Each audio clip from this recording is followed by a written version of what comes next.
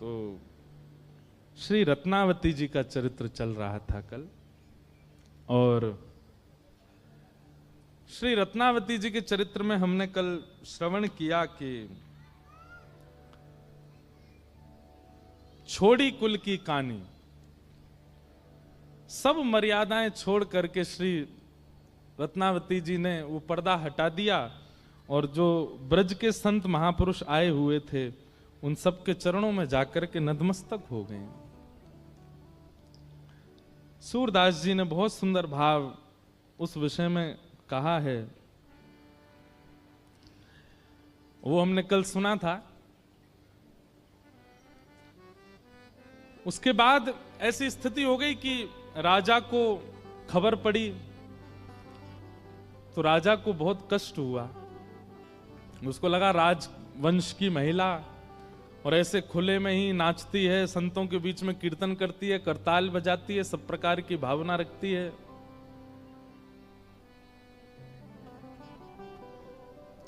लोचन लोचन भय श्याम के चेहरे, लोचन भय श्याम के चेहरे, लोचन भय श्याम के चेहरे, लोचन भय श्याम के चेहरे।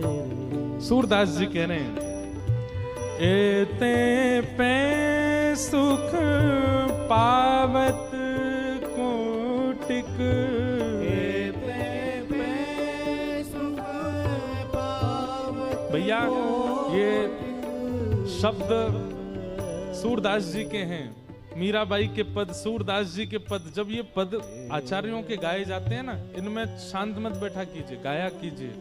ये वो पद हैं जिनमें ठाकुर जी थिरकते हैं, ठाकुर जी प्रकट होते हैं। इन शब्दों, ये शब्द भले ही पुराने होंगे पर इन शब्दों में वेदों का सार छिपा है, इसलिए सुनकर के दोहरा के गाया कीजिए। हमको पता है भागवत की कथा जब हम करते हैं तब हमको इतना अवसर नहीं मिलता पद गाने का।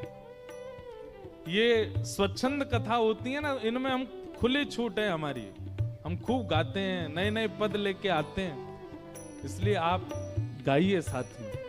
एते पे सुख पावत कोटिक, एते पे सुख पावत कोटिक, मोतन फेरी नहेरे,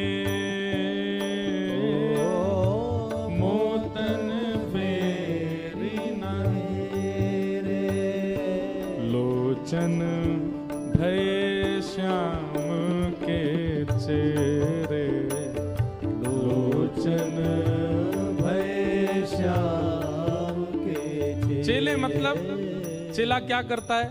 जिसका चेला बन जाता है वो जो चाहे वही खाएगा, वही देखेगा, वही घूमेगा, वही डोलेगा।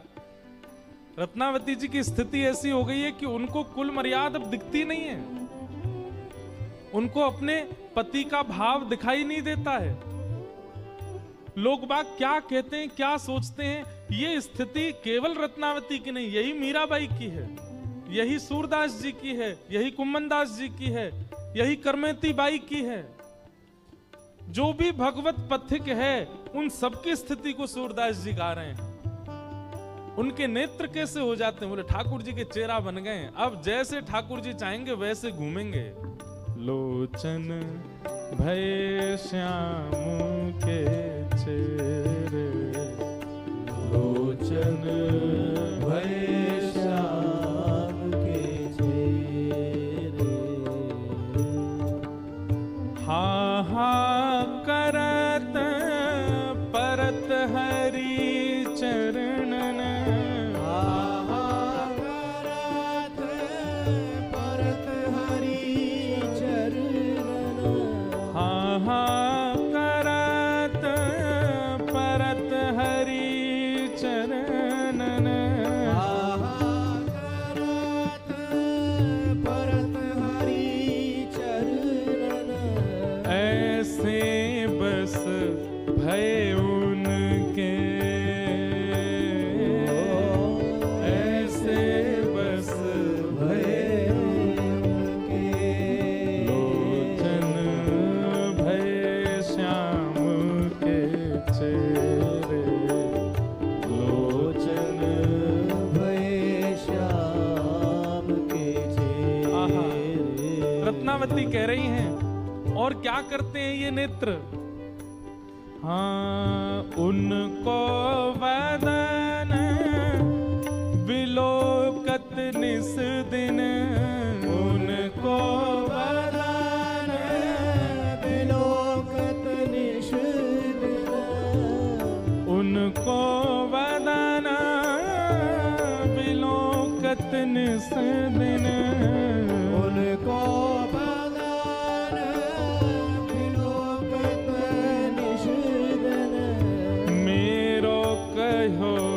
नहीं सुन रे, मेरो कहो ना सुन रे, लोचन भय श्याम के चेहरे लोचन भय श्याम के चेहरे। एक वल्लभ कुल में एक महाराज हुए श्री हरिराय महाप्रभु। श्री हरिराय महाप्रभु जी के जितने भी पद हैं उनमें छाप है रसिक प्रीतम। तो जो गोवर्धन की रही है तलेटी वो उन्हीं का ही है।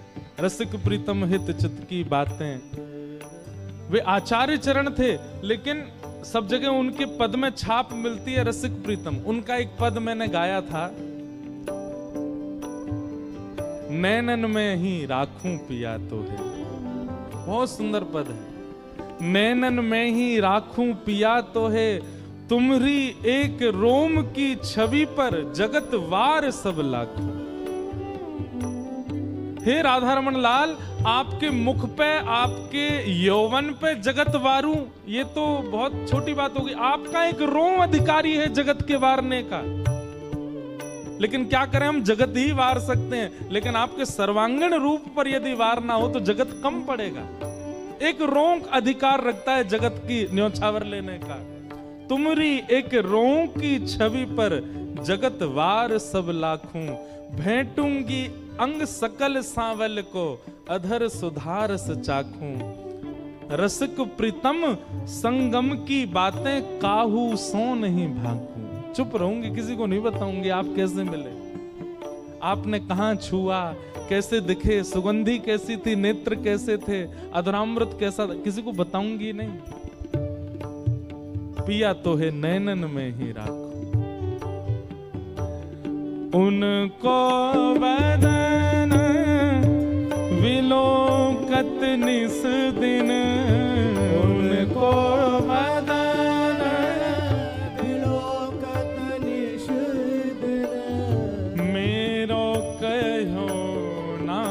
सुन रे, मेरो कहो ना सुन रे, लोचन भय श्याम के चेहरे लोचन भय श्याम के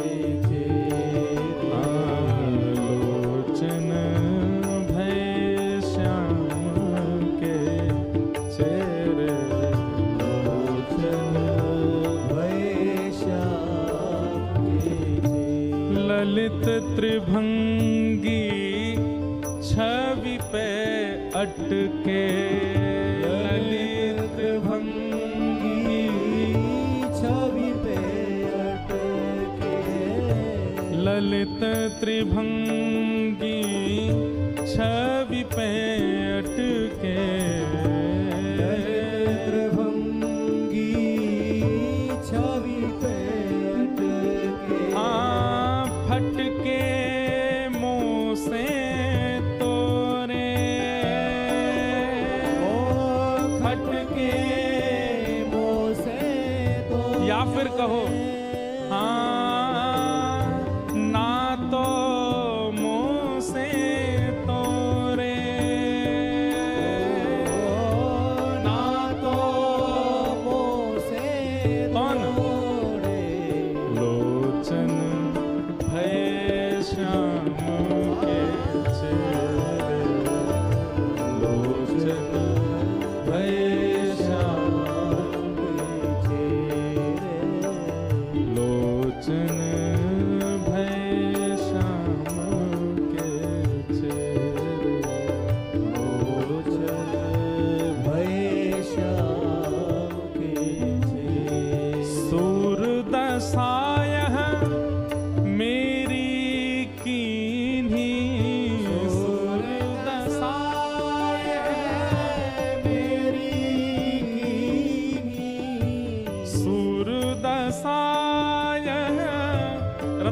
जी कह रही हैं, मेरी तो ये दशा कर दी इन्होंने, ये अटक गए व त्रिभंग लली के रूप में, मोते सबरे नाते तोड़ दिए। मैं कहूं मूंद जाओ, नहीं माने, उनको ही देखते रहे, उनमें अटक गए।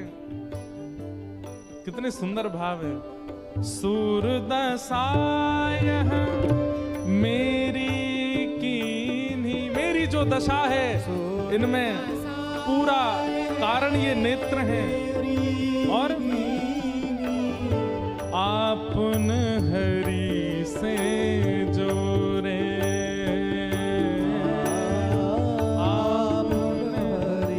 खुद तो जुड़ गए उनसे और मुझको ऐसा छोड़ गए। ये नेत्र खुद तो जुड़ गए हरि से। अरे इतने इतने इतने विचित्र हो गए हैं कि अगर त्रिभंग लली ना दिखे तो मूंदे ही रहते हैं, खुलते ही नहीं है। जैसे ही वो सामने आते तो ही खुलते हैं। अब ये तो उनके हो गए, मेरी दशा क्या कर गए? मैं तो रानी भी हूं, मुझे तो यहां भी रहना, वहां भी जाना, मुझे तो सब काम करना, परंतु ये पूर्ण रूपेण उनके हो गए, मेरी दशा ऐसी करके। सूरदशाय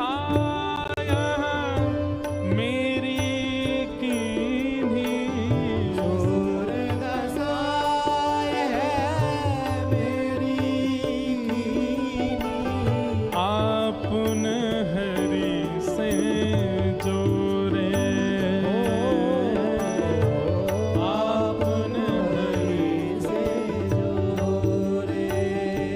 लोचन श्याम के चेहरे, लोचन भय श्याम के चेहरे, लोचन भय श्याम के चेहरे, लोचन भय श्याम के चेहरे।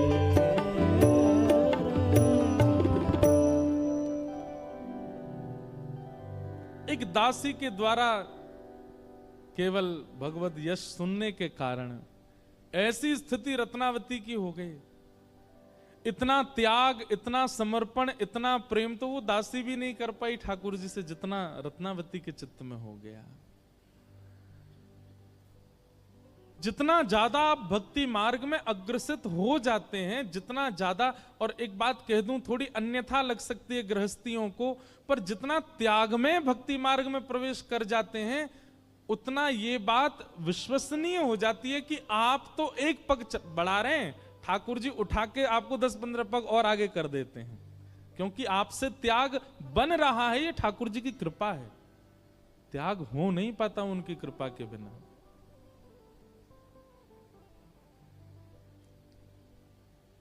अब पत्नी, बच्चे, परिवार, धन, संपत्ति, इनको त्यागने की बात तो कहनी नहीं चाहिए मंच से।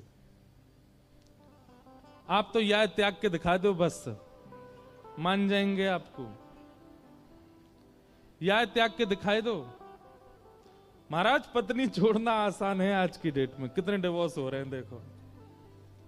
बच्चों को छोड़ना भी आसान हो गया है, परिवार को छोड़ना भी आसान हो गया है। कहां तक कहें, मूड मुड़ाए संत बनना आसान है गोया आजकल तो, लेकिन फोन छोड़ना आसान नहीं है। महात्मा बन के भी फोन नहीं छोड़ पा रहे।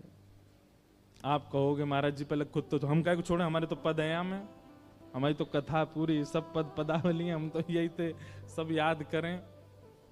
लेकिन एक बात लिख लीजिएगा, अगर आप त्याग कर पाते हैं भक्ति मार्ग में तो ये ठाकुर जी की कृपा है। आप तो नहीं कर सकते, ठाकुर जी करवा रहे हैं।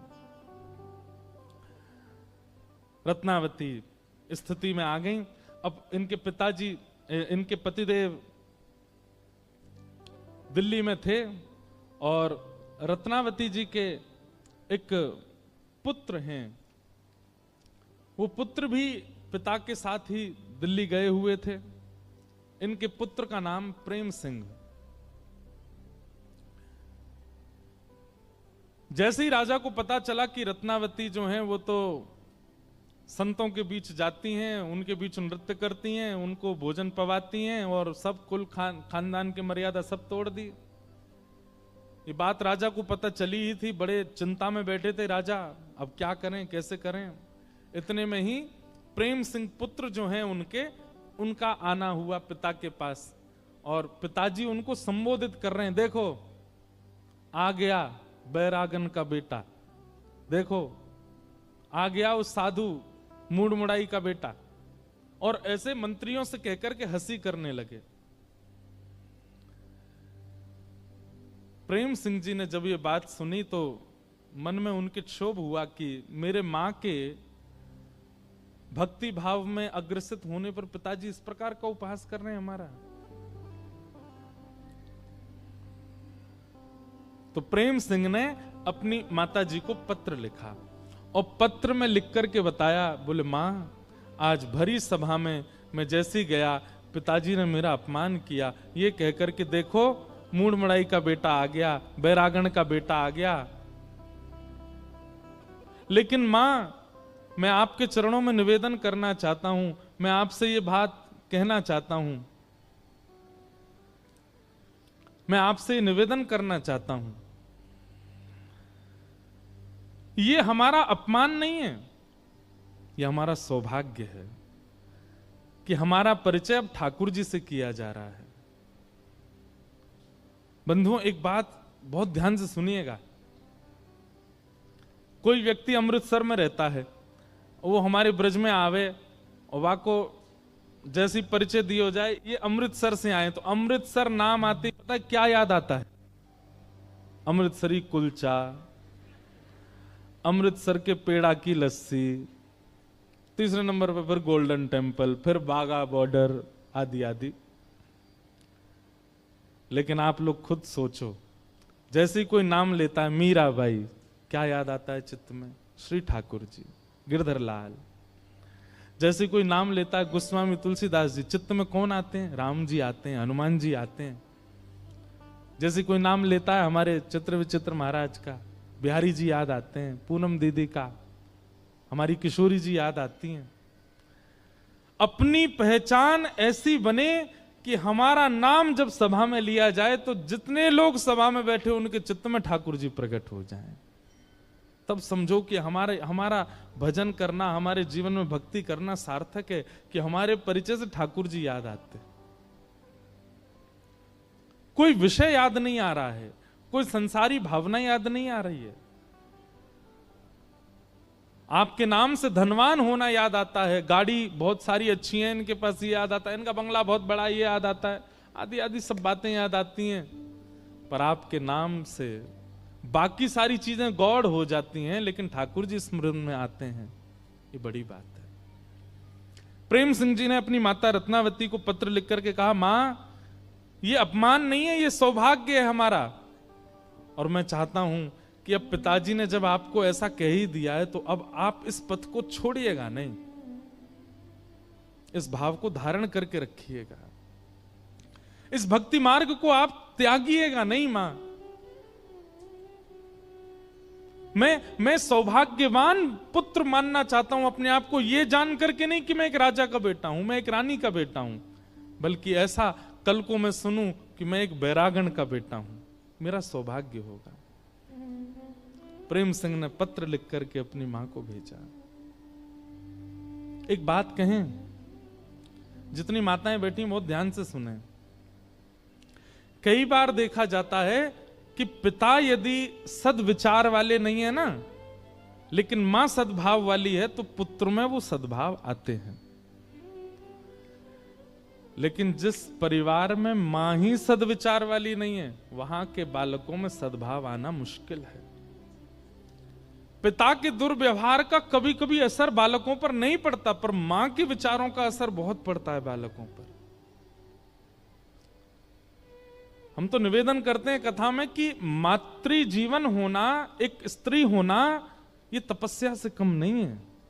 इसको बस समझ जाए, कोई माता समझ जाए, बहन समझ जाए कि मेरा जीवन तपस्या है, बहुत बहुत संभल करके अपना जीवन जिए, तो उसके पिता, उसके भाई, उसके पुत्र तीनों विश्व का कल्याण करने वाले होते हैं।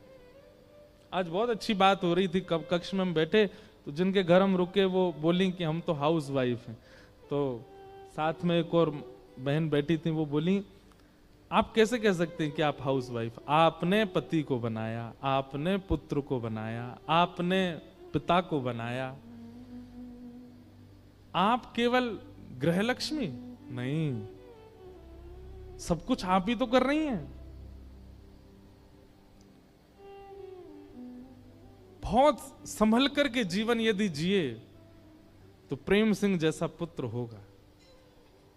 अपनी मां को कहा कि मां, मैं आपसे बस प्रार्थना करूंगा कि बस ये जो भक्ति का भाव आपने चित्त में धारण किया, इससे घबराइएगा नहीं, मैं हूं आपके साथ।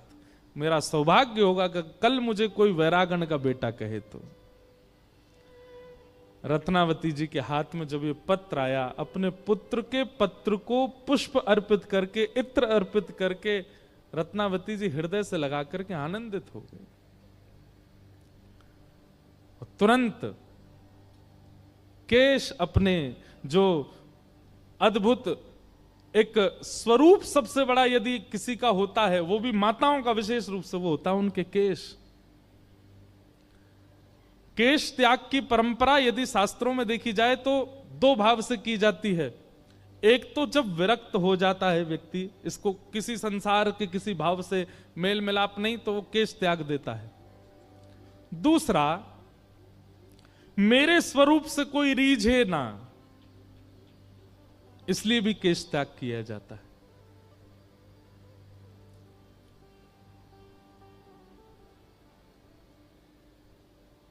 मैं राजवंश की नारी हूं, और वो कह ही रही थी कल ही दासी से कि मेरे अंग में, मेरे शरीर में ऐसा कौन सा अंग है जो बताता है कि मैं रानी हूं, बता, मैं उसको काट दूंगी। और आज अपने पुत्र का पत्र देख करके कि मां, मुझे गौरव होगा अगर कल कोई कहे कि मैं एक वैरागण का बेटा हूं। गई रत्नावती और जाकर के अपने केश मुड़ा दिए। जैसे ही रत्नावती आई सभा में, अन्य राजकन्याओं ने देखा, अन्य महारानियों ने देखा, राजमाता ने देखा, सब अपने मुख पर हाथ रख करके, सबके नेत्रों में आंसू, सब चर्चा करने लगे, पूरे नगर में हल्ला हो गया। लेकिन रत्नावती के मुखमंडल पर वो प्रसन्नता है। क्यों? क्योंकि अब सब त्याग दिया। अब कोई नहीं कहेगा कि ये राजमाता है, अब कोई नहीं कहेगा ये रानी है, अब कोई नहीं कहेगा, अब सब क्या कहेंगे, ये तो बैरागण है, ये तो श्याम सुंदर की है।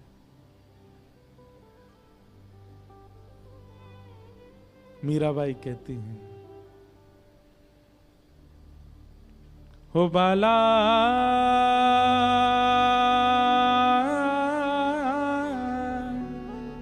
मैं बैरागन हूंगी, मैं बैरागन हूंगी, मैं बैरागन हूँ, हाँ हूंगी, मैं बैरागन हूंगी, मैं बैरागन हूंगी।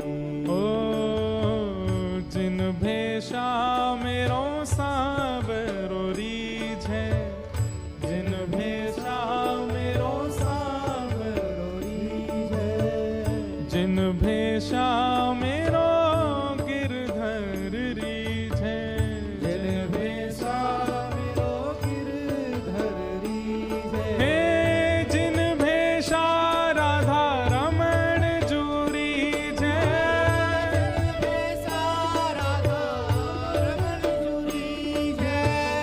जिन भेषा प्यारो गिरधर रीझे,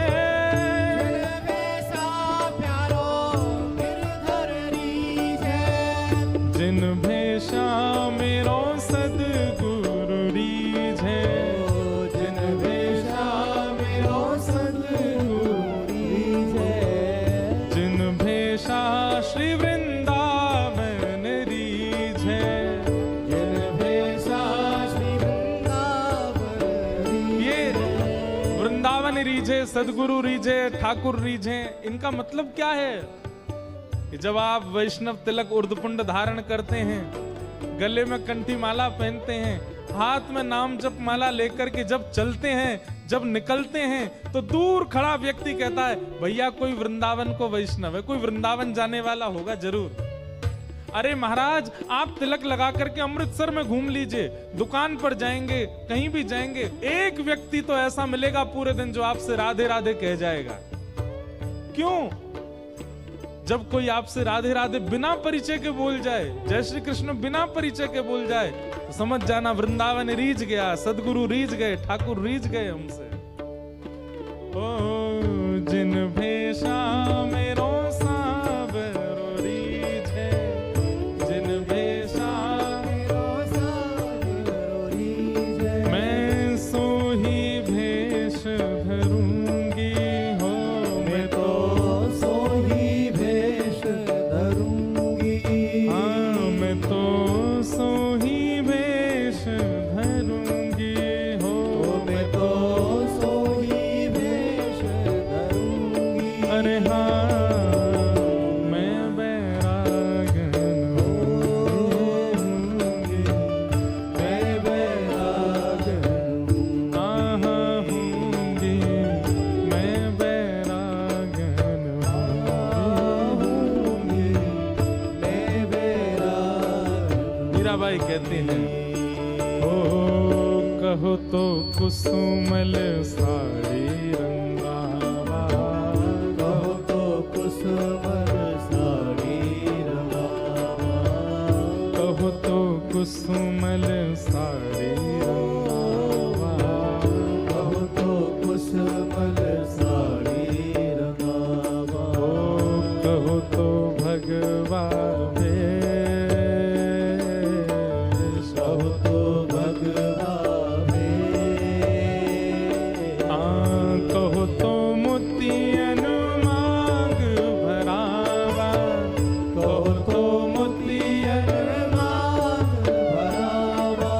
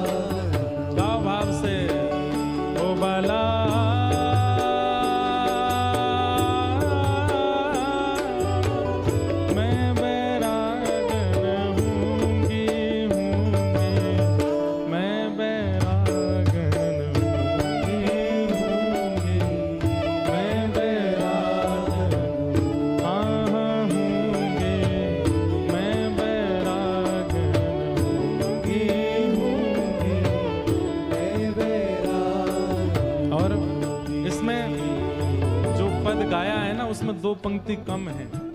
क्या कहते हैं मीराबाई?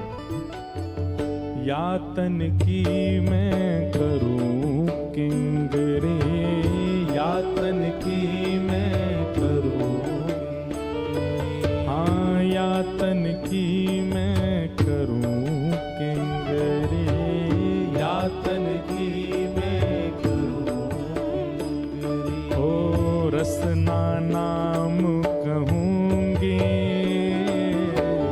रसना नाम कहूंगी।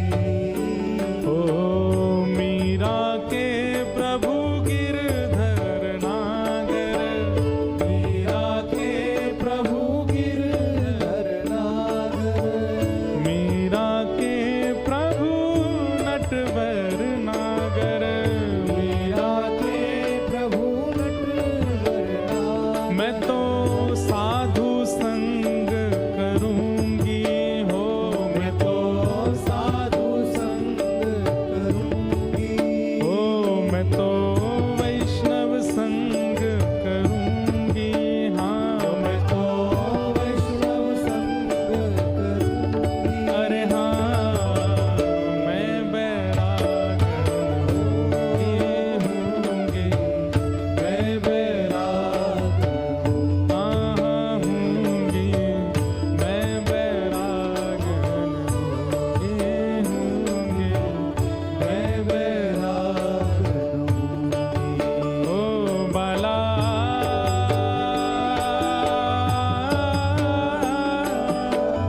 मैं बैरागन होंगी,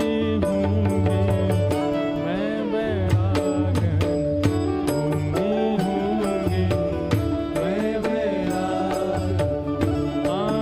होंगी, मैं बैरागन मैं बैरागन। जिन भेषा मेरो गिरधर रीझै,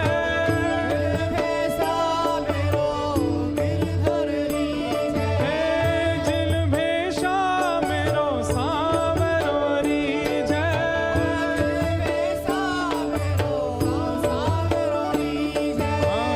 जिन भेषा राधा रमण जो रीझै, जिन भेषा राधा रमण जो रीझै, जिन भेषा श्री वृंदावन रीझै, जिन भेषा श्री वृंदावन रीझै। मैं सोही भेष धरूंगी हो, मैं तो सोही भेष धरूंगी, हाँ मैं तो सोही भेष धरूंगी हो, मैं तो सोही भेष धरूंगी। अरे हाँ मैं बैरागन होंगी, मैं बैरागन हाँ होंगी, मैं बैरागन होंगी, मैं बैरागन होंगी, मैं बैरागन होंगी, मैं बैरागन हाँ होंगी, मैं बैरागन होंगी, मैं बैरागन।